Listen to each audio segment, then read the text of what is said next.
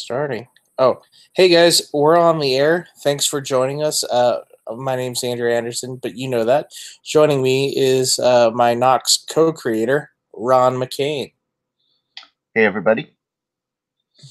So Ron and I have a lot of fun. We just talk about comics and stuff. So I figured, let's just talk about comics and do our thing that we normally talk about on air. So Ron really digs that '60s Kirby style stuff, Fantastic Four stuff. So why don't we start there and talk about how awesome that is?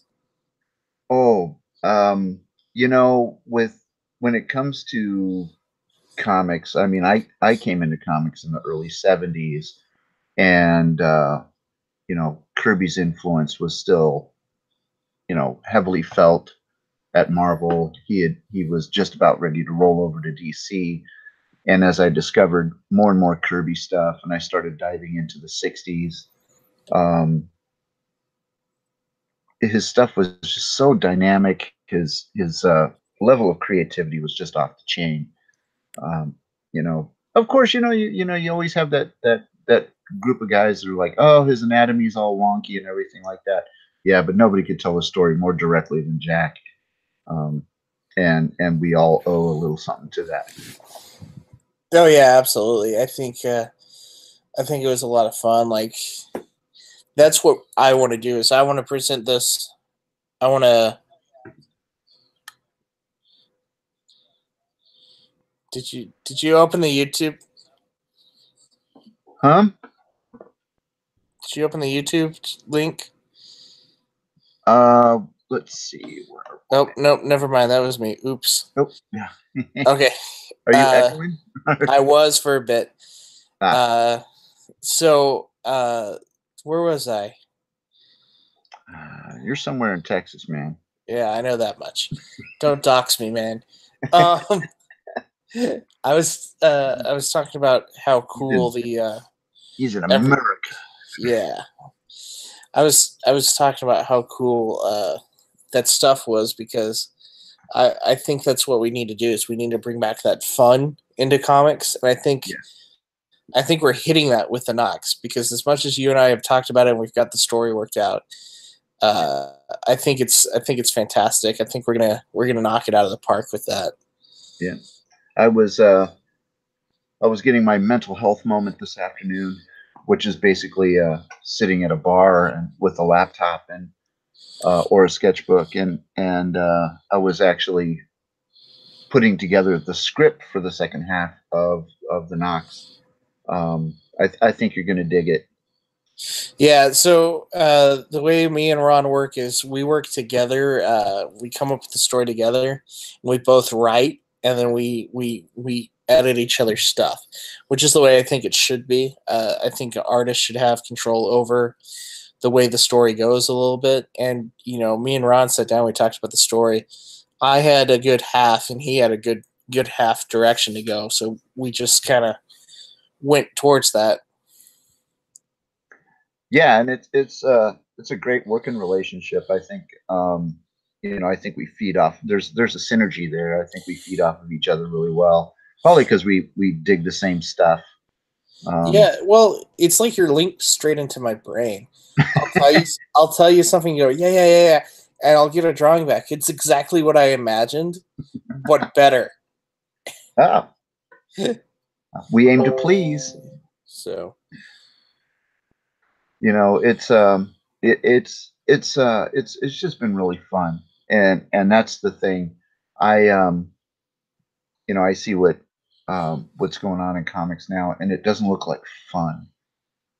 Some guys do. I mean, they look like they're having a blast, but I think there's just way too much talking in comics. So I want to bring back a more of the idea um, that I was raised with in an era of comics where it was show me a story, don't tell me a story, show me a story, and and that means action. That means being able to really put forth something that people can um, understand visually. rather than And making it text heavy. oh yeah, absolutely. How text heavy was the script you got for me? It was It was a little lean. action packed. It Yeah, yeah. it was lean. It I liked it. yeah. So that's one of the things I learned, especially on Gears and Bones, is some people like like myself like the dialogue heavy books sometimes, Mhm. but I'm in the minority with that. My audience is going to. I know what my audience expects. I know what my audience wants from a book from me. They don't want talking. They know I can write action well. They know I can. We can tell a good story. Uh, Mhm. so I think that's what we came into when we came into this working relationship. We understood what both our visions were. We know what our end goal is. Yeah, yeah. So We're on the same page. I mean, it's really evident to me, and as you said, we have this synergy, this gel that we get into, and again, it's just been a lot of fun. yeah, absolutely. It definitely has been a lot of fun. And I think when they see what we have planned for the campaign and who we have planned for some of the covers that we're going to do, I think they're going to lose their minds. Yeah, yeah. Um, I'm still in the holding pattern. I've taken the first step, but that I'm still in a holding pattern, waiting for a response. So, um, Oh, oh, not from not to shout names out because yeah, because we don't have confirmation on it yet. yeah, Uh, yeah. So we're just waiting on that artist. yeah, yeah, Okay. and I've got a couple of other names that I'd like to toss out there, but We'll we'll we'll do do that that. offline. Yeah, we'll do that in private. Yeah, Um, I think we'll announce the one that we secured the day we launch the campaign. that would be awesome. So that will help get it funded. Speaking of which, I need to send him the uh, the stuff because he really dug the idea when he heard it. And Oh yeah, you know who really dug it when they heard it? who Mitch Brettweiser. really? Yeah, like Mitch really wants to see the book now, and he's like, I see this as kind of like a dark comedy. And I told him, yeah, yeah, there's some funny moments in it. Like I think in the script I wrote that part where one of them pours the beer bottle out on him and it's piss.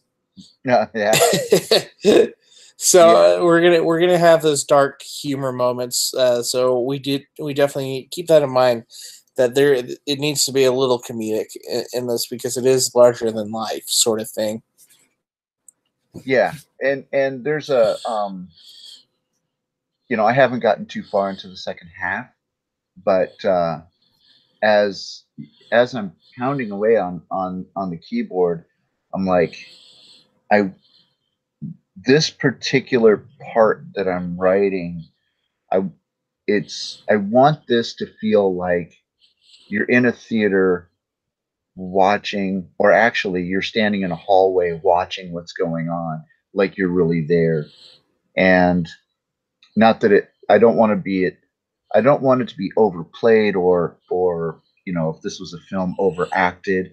I want it to be like, yeah, I saw something like this at the bus stop the other day. I want it to feel like you're walking into a natural situation. um, and so far we have that, and so far I want to maintain that. So I think our I when I'm done, I want you to go ahead and take a look at this and say, okay, well, this works, um, and let's lighten this up, let's make this a little bit heavier, and so far we've Yeah, been able to do that. yeah, and like I said, I very much trust your judgment because you and I were on the same page. We talked about it. I can't. It's we've almost talked about it nonstop for almost 2 years now. Yeah, yeah, it's kind of crazy. Just getting it together. and I had gone through several drafts of the script myself, just trying to get the ending right. And I told you, I, I, I can't get this ending. I don't know how we're gonna do it. And then you came back to me and you told me how you saw it going. I was like, that's absolutely brilliant. Let's do that. So like I said, it's definitely a good relationship working with you. So I think we can start because we're talking about the Knox already. I think we can go ahead and start talking about, since we're getting closer to launch, what our plans are for the future after we deliver on this. Because part of the campaign is to get you down to Texas to sign the books so that we can take them to the post office with both our signatures on them. Right. And get that taken care of. And I think send you home with some books so that you can sell them at conventions as well. Right. So after we do this, what's our next project? What are we going to do? Because you and I have discussed working together for a long time. Oh boy, we have so much stuff. And that's because me and you have been talking about this for so long.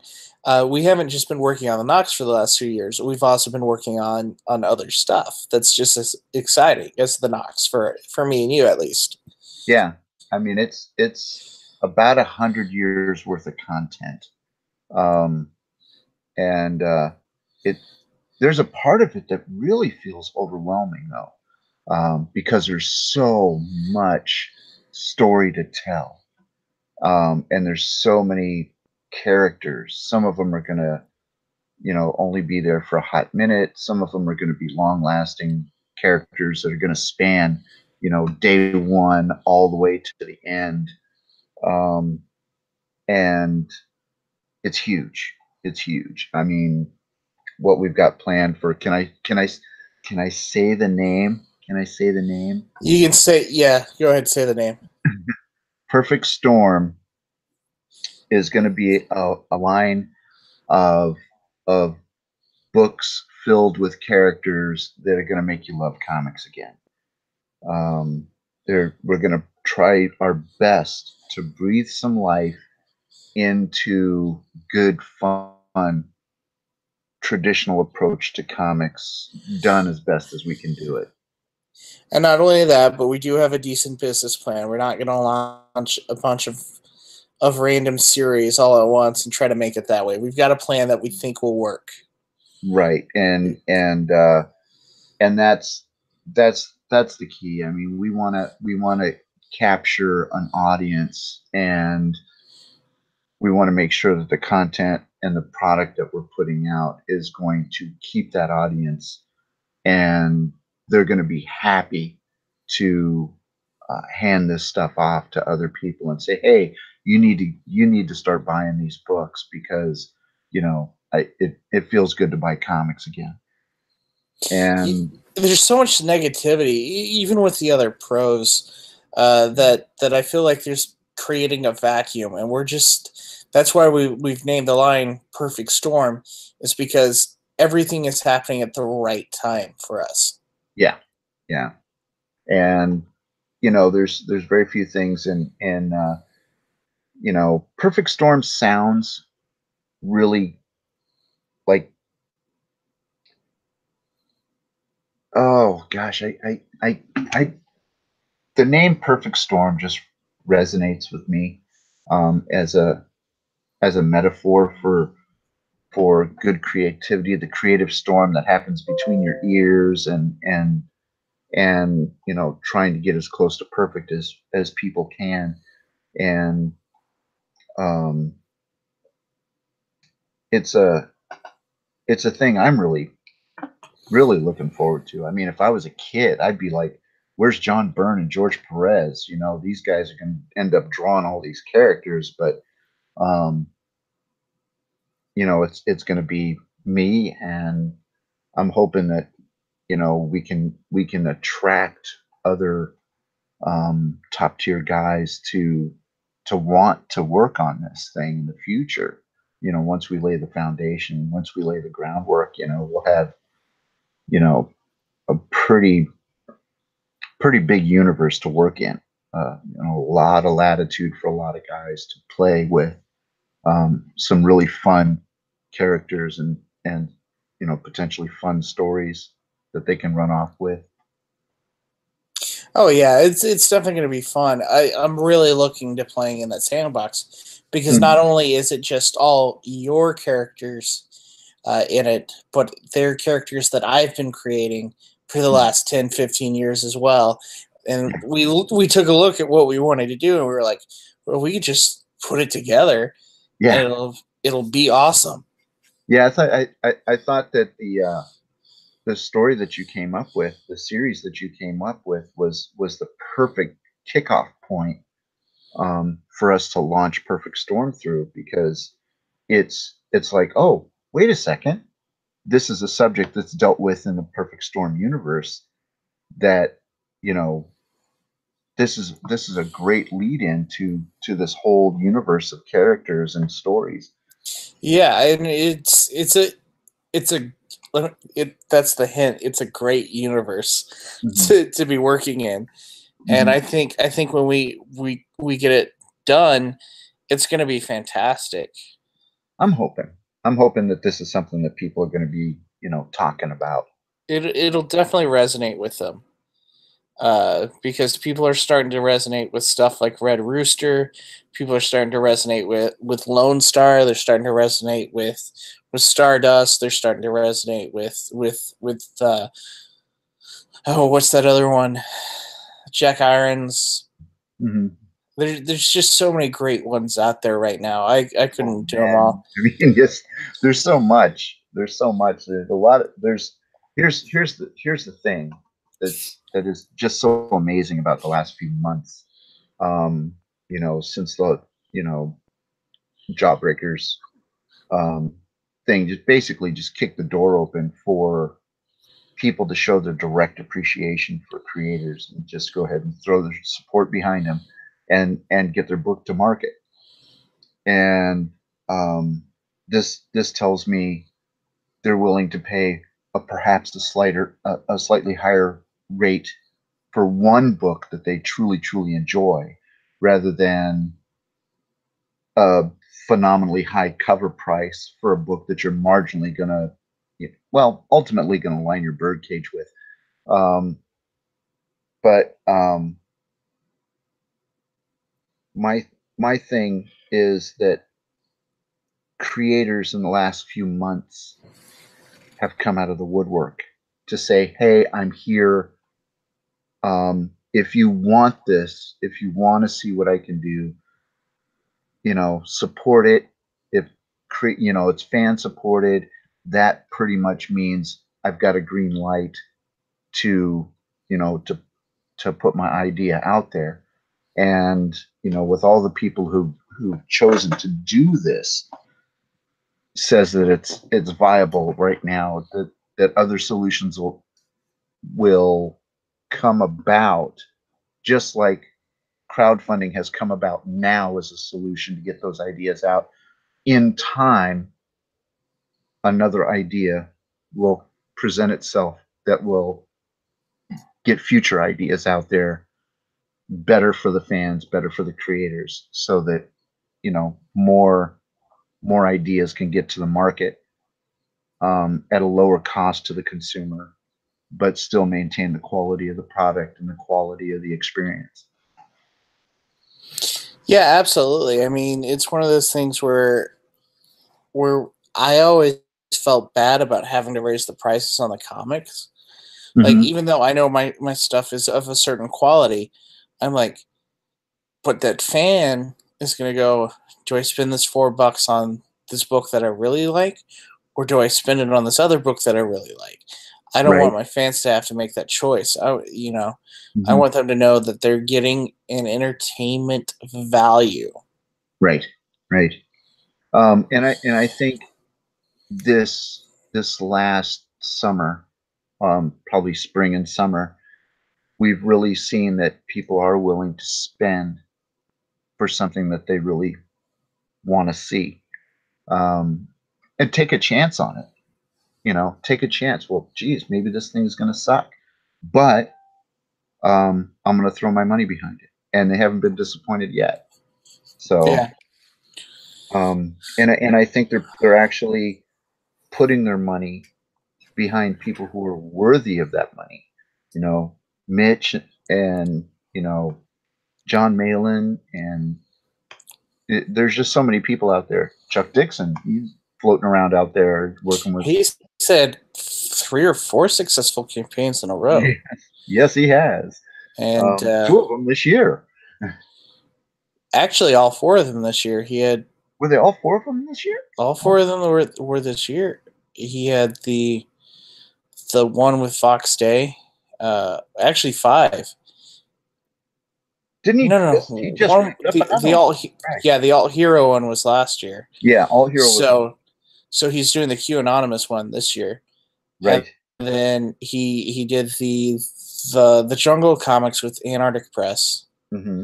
And he did Ravage Kill All Men with Cautionary Comics, and which Ben is a really great guy. And then he did Trump Space Force. Oh, that's right. So he's had 4 successful campaigns in a period of so long. And I think he's got one more before the end of the year. Yeah, well, you know, he didn't get the title of, you know, most prolific writer in comics for nothing. I mean, the guy can't stop. He can't stop himself. Yeah, it's true. And I told you what Chuck said about my writing, right? No. It sent him Gears and Bones originally, and he's like, that's how you start a comic. And then a few months later, he's like, hey, you want to trade books? He sent me a bunch of signed books from his past collection. I've actually got one where he poses like a Japanese writer on it from the Eclipse Comics days, signed, and it's so cool. But he got them, and he's like, you really understand the medium. You love comics. You write the action very well. So that is a stamp of approval for me. That's how I know I'm going to be, I hope, a fan favorite. Because I want to be able to put out a bunch of books and please my fans. Well, I think that's, you know, all any creator can ask for. You know, make the fans happy. The fans keep you out there. You know. Yeah, absolutely. I mean, look at how long of a career some of the people in comics have had because of their fans. You know, George Perez, John Byrne, Kirby. Kirby had a career that spanned what, 5 decades, something like that. Till he died, yeah. Yeah. And you know, that's if they didn't like him, they could always go to that letters page, you know, and say, hey, get this guy out of here. Look at Neil Adams. Neil Adams is another guy. Have you met Neil? I have, yeah. Okay, so I have 2 Neil Adams stories. I shared them both last night, but I'll share this one again. Someone I knew went up to Neil while he was doing a sketch and asked to see an original page, and without looking up, Neil said, "Why? You can't afford it." That sounds like Neil. And that to me solidifies Neil as like this badass person, because even though, you know, he could have made a sell right there, he's like, I'm not even going to waste my time taking it out so that you can see it, because I know you can't afford it. Yeah, you know. It would have really sucked is if he was talking to somebody like, you know, Mark Millar or you know, something like that, you know. But you know, my experience with Neil was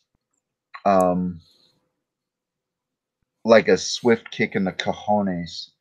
I had always wanted to meet him, and he was in San Diego. I went up to his table, and I had just penned my contract with DC at the time, and I was working on the second year of the Black Lightning series with Sergio Cariolo's brother Octavio. And these are books that never saw the light of day because the book was canceled before they came out. And Do you still have those pages? I do. As a matter of fact, it took them like 10 years to send them back to me, but they finally did. Um, and they're, in my opinion, some of the finest work that I'd ever done.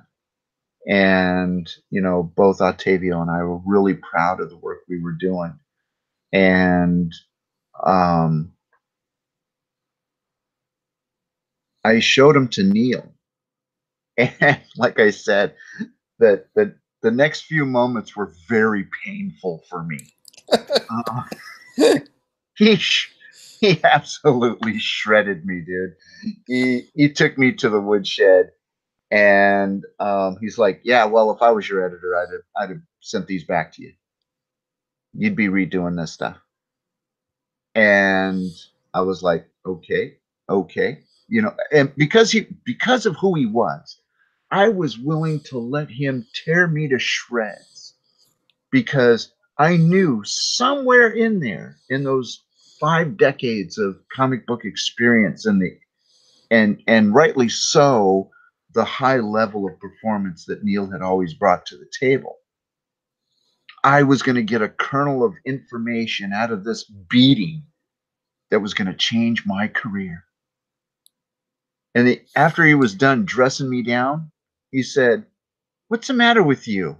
You're not going to stick up for yourself? I just tore you a new one."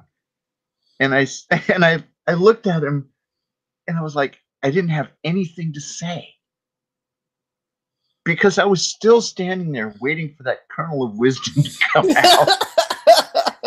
you know, who learned that from it or learned from that?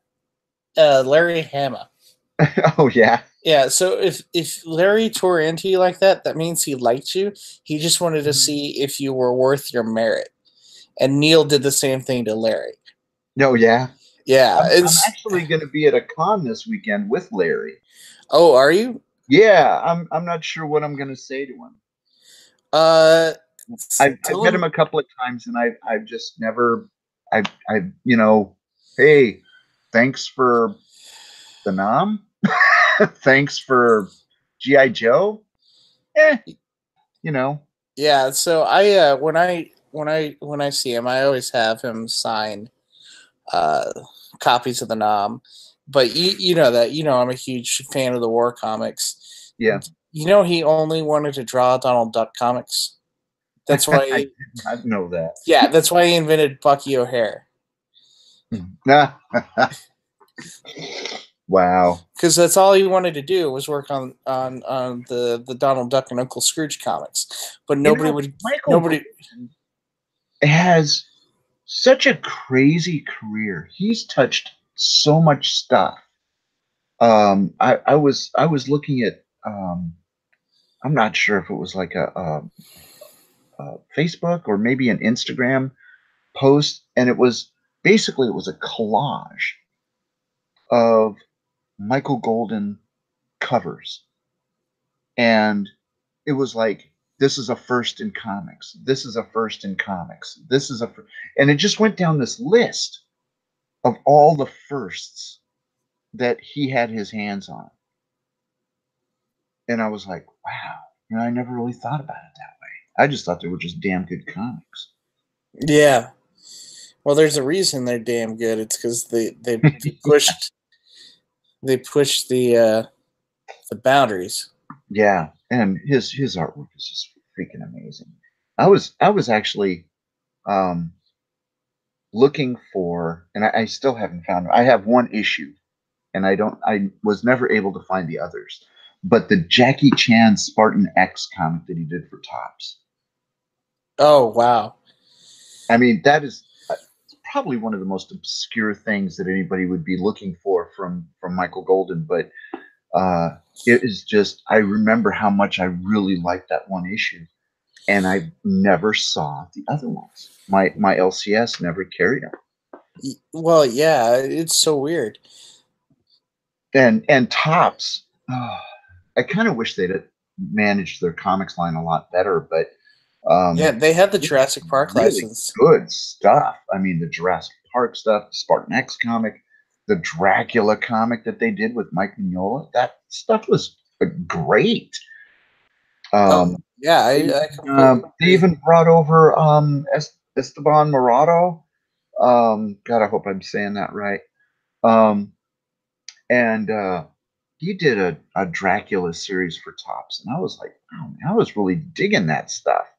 And then one day it was like, poof, gone. You know, no more Tops. Yeah, they decided to keep making the trading cards.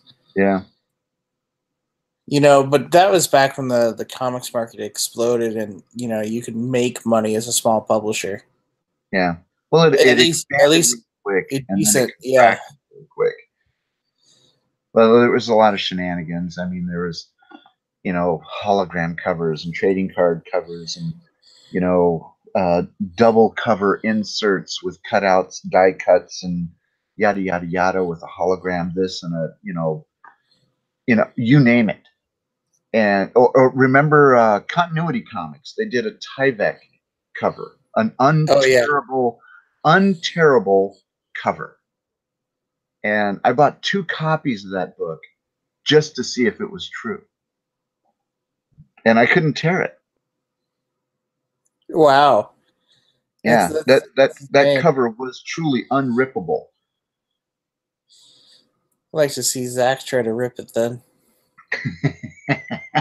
Yeah, see, that was the thing that went through my mind when when I saw Zach always tearing up comics. He's going to have to use scissors on this one. Yeah. You can use a knife. You can use a knife. You can use scissors. You can use a bazooka, but you could not rip it by hand. That was the that was and I have absolutely no idea why they did that. What's the point? Yeah, well, we're trying to promote a company that makes unrippable pages. Why? I have no idea why they did that, but it was again another unique gimmick to get you to buy something you were either going to buy anyway or walk past. There's still only 2 choices as a consumer. You're going to buy it or you're not going to buy it. And buying something because it's an unrippable comic or has a hologram on it, I don't know if that's a comics really shouldn't have gone down that road. So when are we gonna do hologram comics? Shut up, man. I'm not doing no hologram. You can do the hologram. I'm not doing it. Oh man! So I remember. I'd like to see us take. Honestly, I was thinking about this the other day. Is I'd really like to see us take the Perfect Storm universe to an animated conclusion, Oh yeah. or out of what we do, not necessarily with any of the characters, maybe, and just actually come up with something that is unique within, and we can put the Perfect Storm label on it, but actually do an animated feature. I would love to do that. That would be cool. And just get some of the most creative guys. I mean, we've got a lot of guys that we have access to who worked in the field. Um, Oh yeah, absolutely. you know, Speaking of having access to and having worked with a lot of guys, you told me once that you worked with the Wachowskis way before they were the Wachowskis. yeah, me and Andrew Paquette Lana. um, on on Nightbreed. Um, they were writing Nightbreed at the time, um, and this was, I swear to God, probably one of the grossest stories I had ever seen in a comic at that time. Um, it was oh gosh, what was it? Issue 19, issue 16, something like that. Where one of the Nightbreed characters has come to the city and he's this big giant heavy set guy with glasses, and He's blind. Basically, what he is a giant rat, and he eats. Of course, like all the Nightbreed characters. You're not supposed to eat flesh, and he ended up eating flesh, and that was his. Who are you talking to? Who am I talking to? Say hi to Andrew. Say hi. Hello. Hello. This is my granddaughter. Oh, hi. Okay, get out of here. Get out of here, you little monster. Yeah, he ended up getting a taste of flesh, and he was hooked. So when you are up, why is everyone watching stuff? Yeah. Hey, look, it's John De La Rosa. I hear a little kid. What's going on? Hey. Ron's granddaughter is hijacking our stream. Yes, Ron's granddaughter. All right. Hi, Ron's granddaughter. How are you? What's your name? All right, go upstairs. Where is Grandma? Where's Grandma? Grandma's coming. Hey, how's it going, John? I can't complain. How are you? I'm doing groovy. Oh. How's Flying Sparks doing, John? Well, I mean, it closed a while back, but I found a couple typos today, which is frustrating. So I had to send it back to my letterer, and I'm just kind of waiting on that at the moment and getting it all formatted and ready for print. I'm hoping we're going to be done, ready for the printer and all that. Actually, by Friday is my goal. So, hope if I make that happen, we're in good shape. Awesome, man. Yeah. Groovy. We were just talking about how much we loved some of the stuff in the 90s, and Ron was telling us how he worked with the Wachowskis. Really? Yeah, it was on Nightbreed for Marvel's Epic line, the Barkerverse stuff. Oh, cool. And yeah, it was probably one of the most disgusting stories I'd ever done. Really? Yeah. What is the Wachowskis? It was my very first gig as a pro, and this is what they gave me. It was like Nightbreed. I was 16 or 19. It was the rat guy, and yeah, he ended up tasting flesh, and he got hooked on the flesh, and then they were coming to get him because he was like starting to trick people into the sewers and eating him. So they had to come for him. Cool. Well, was it fun? Did you make money? I made money. I got to fill up my very first pro voucher, and thank you to the guys who gave me that gig. It was Marcus McLaren back at Marvel Epic. Nice. Ooh, what are we looking at now? Oh, let's see. That is not that one. It's got to be 19 then. 19? Yeah, try 19. I know it's like, I don't know, I'm dyslexic or something. Let's see. What are you guys doing? Oh, here it is. Let's see. What do we got here going up across the top? No, it's not that one. Let's see. Ah, there it is. See the guy in the tunnel with the train behind him? The Kelly Jones cover. This one? Yeah. Oh, yeah. You were telling me. This is the one you worked with Kelly Jones on. Yeah. And Andrew Paquette did the insides, and Kelly Jones did the cover, and Wachowskis wrote the story. Wow, 1990. Yeah, I'm older than I look. As a matter of fact, I look like a little blue guy right there. Wow, you can get it for $1.95. It went up. Oh, current value is $2.50. Oh, okay. Do you have a box of them? I think they sent me 3 as my complimentaries.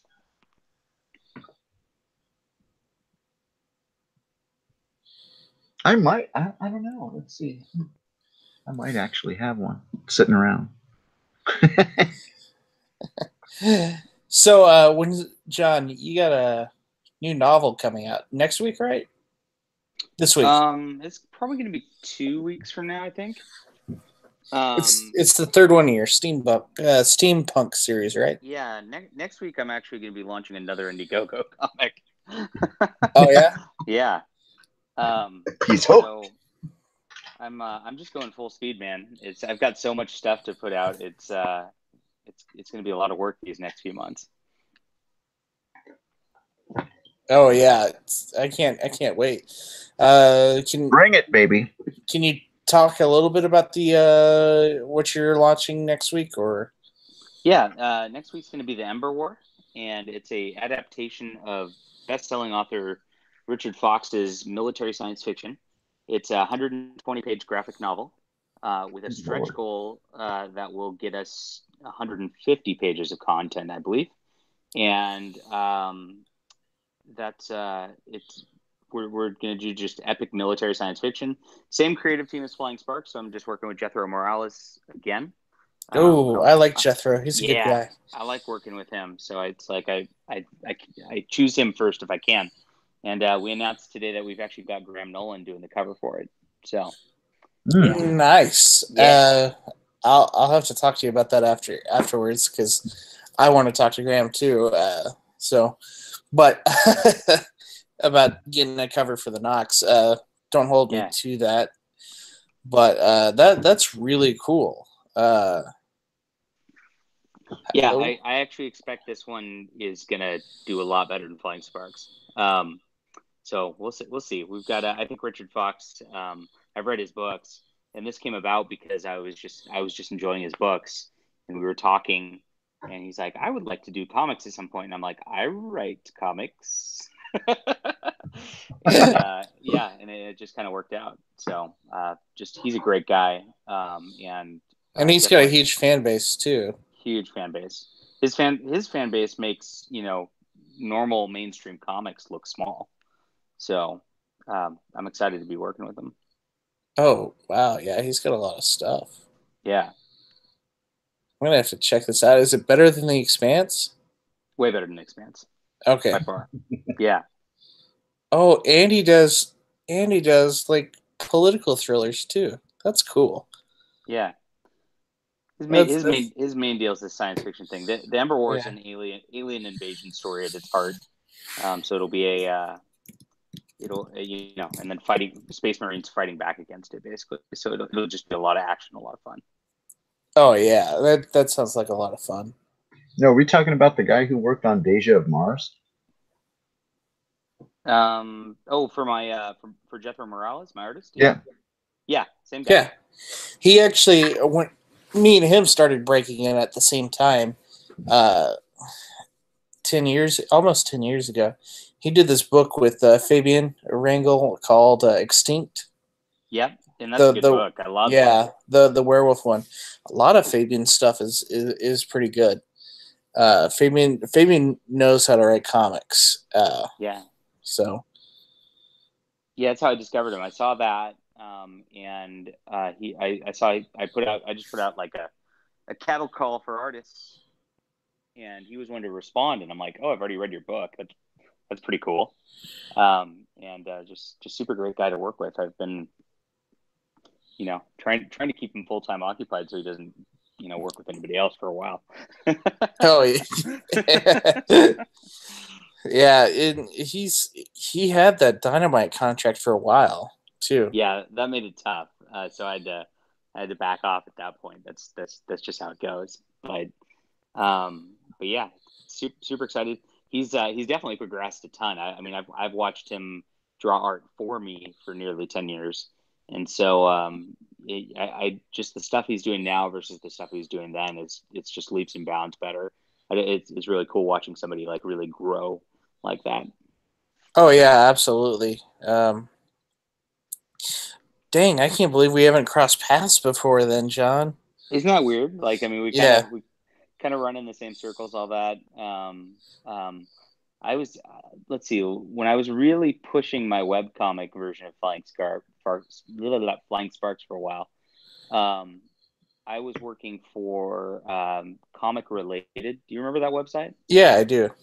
Yeah, so I basically wrote articles and did interviews and did reviews for them for like a year.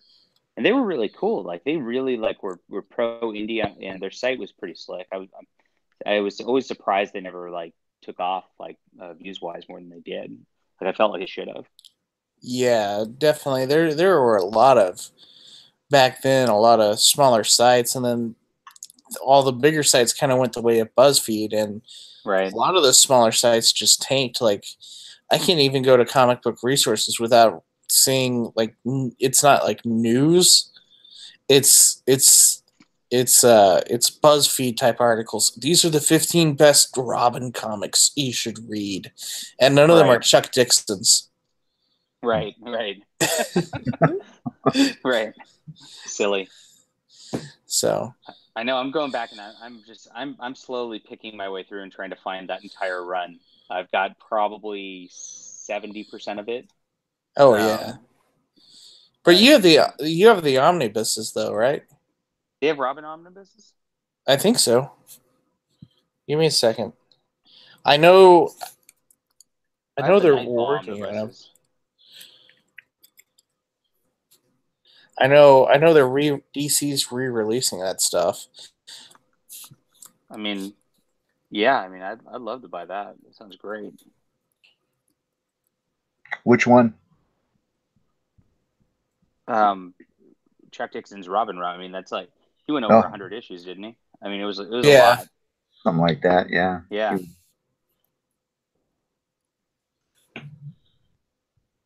I'm stalking Ron right now and going through his credits. I don't even. I asked Ron about that. Yeah, I asked Ron about that once, and when I was going through his credits, and he said, "Yeah, all my stuff's not on there." Yeah, so I'm on Comic Vine. It says you've done a total of 18 issues. I don't believe that because I've seen your name so much over the years. I just do a Google search for my name, a Google image search for my name every now and again just to see. And, I get like maybe 2 rows of images, right? Right. And then in the last couple of years, I haven't checked it. And then I went ahead and I checked it the other day, and it was like pages and pages of stuff. And I was like, and of course mixed in with Senator McCain and, all of that stuff. But it used to be like 2 rows of me, and then everything else was Senator McCain. And now, not so much. It's like somewhere there was, a couple of con appearances where I went ahead and I did a whole bunch of sketches, and this stuff made it up to comic art fans, and it made it out to Comic Vine, it made it out to comic art community, all of the, basically all of the art fan sites. And a lot more of my credits, the covers for the books that I started, have worked on, and that stuff started populating in there.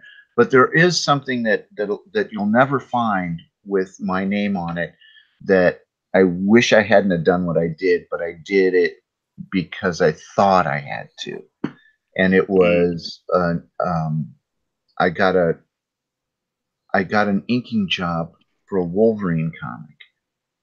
Sweet. And it was with Ron Wagner, who was the guy who brought me over to DC to work on Legends of the Dark Knight.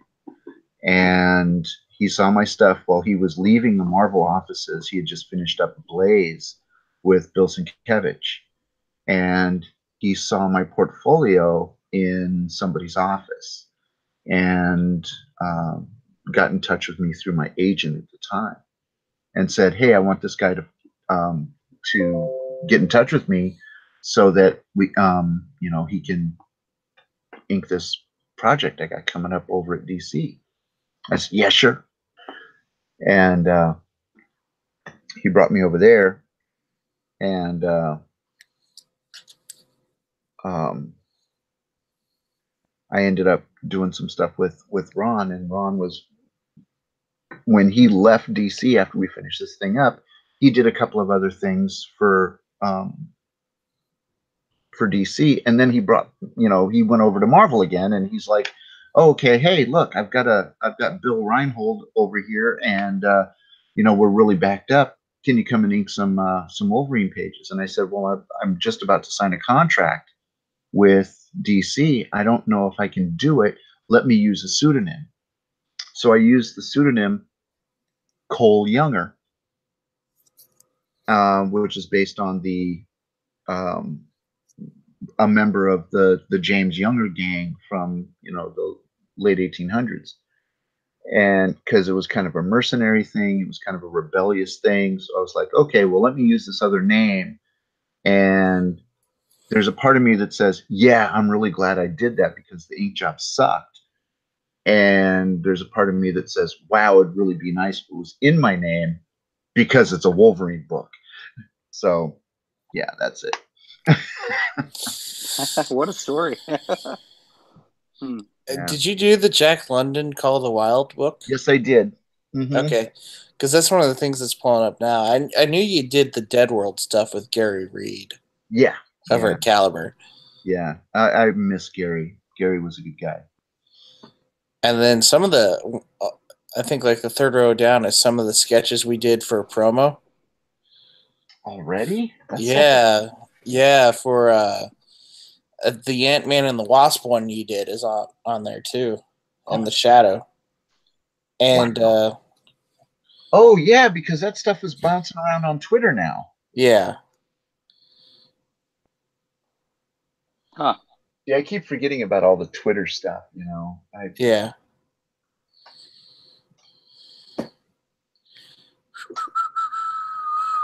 Oh. Yeah, there's the Zenith and Miracle Man, Ant-Man, Wasp, yeah. And yeah, that's me at my drawing table. Speaking of being at your drawing table, no, what I was going to say is we've got some great rewards coming up in the Indiegogo. You can actually request one of the sketches we had made. We'll slip it into the book if you donate at a certain tier level.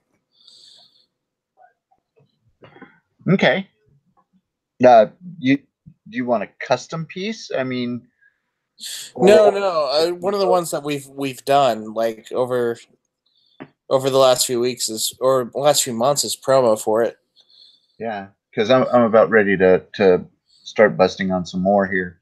Usually when I get into like the convention mode and everything like that I slow down, and then after the convention I just ramp up. Pick back up, yeah. Yeah. Oh, man. So geez, it's getting kind of late. Because you guys, I'm in central United States. It's not that late over here, but I do work at early AM, so it is about that time, pretty close to it. Oh yeah. So I want to thank you guys for coming on. I greatly appreciate it. Yeah, no problem. I just want to pop by and say hi because I can. Hope the Knox kills it, guys. Crush it out there. Well, I hope yours does well next week. I'm definitely going to be contributing to it for sure. Appreciate that. Not a problem. Yeah, well, good luck with that, John. Yeah, it's cool. It's a dream come true almost this year, and it's still growing. So I'm very excited for it all. Oh yeah, I'm excited too. To just how long have me and you been talking? Almost 2 years now, John. About 2 years, yeah. Yeah. So it's been incredible to see how everyone just like exploded outwards. Yeah. So, alrighty. Well, thank you so much, guys. Thank you to the audience for watching. You can, John, where can they find you? John Delarose on Twitter or delarose.com. As long as it stays up. Right now, it's being called malware because a bunch of people reported me the last week. Some not nice people. And I'm on Amazon, most importantly. My books are on Amazon. So just John Delarose, DELARROZ. Thanks. Ron, where can we find you? Oh boy, I am on Facebook at ron.mccain1, on Instagram as Ron McCain Jr., all one word, and Ron McCain on Twitter.